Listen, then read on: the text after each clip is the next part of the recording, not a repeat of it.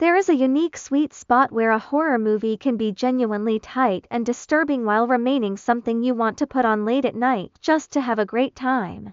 The 2026 remake of Faces of Death lands right in the center of that overlap. To understand why it works, one must first address comfort, the exact element missing from lesser horror films, and the reason non-fans often fail to understand the genre's appeal. A great deal of exceptional horror relies on a shared understanding of what came before. Consequently, there is profound comfort in recognizing the beats, predicting the plot twists, and anticipating the scares. It is thrilling to be surprised, but equally satisfying to map the ride in advance. It feels like riding a roller coaster with the absolute assurance that your safety harness will hold. To that end, Faces of Death is not particularly difficult to predict. You can feel where the story is heading, and it hits every beat you expect. Yet, that predictable structure works in its favor. When a familiar formula is executed this well, the result is an absolute blast.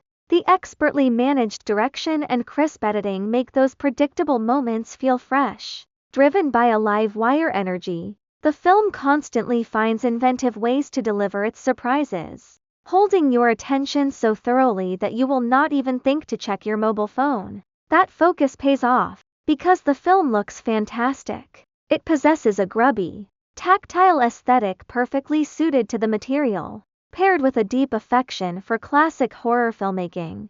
A fantastic, synthesizer-heavy musical score by composer Gavin Brivik gives the entire production an electrifying late-night charge. The film pays homage to its roots without ever getting buried beneath its own references. On camera, the cast nails the material. Everyone understands the tone, allowing the narrative to swing between deep dread and wild absurdity without falling apart. Dacre Montgomery stands out in particular, seamlessly shifting between wildly different emotional registers. Impressively, the film has a real message. In an era where horrific imagery surrounds us and real-world violence has been flattened into mere digital content, this is the ideal moment to remake Faces of Death. The new film directly questions our modern obsession with consuming mortality. The original movie plays a massive role here as well, serving as a self-referential inspiration for the main antagonist. This version respects its predecessor by reinterpreting its core premise,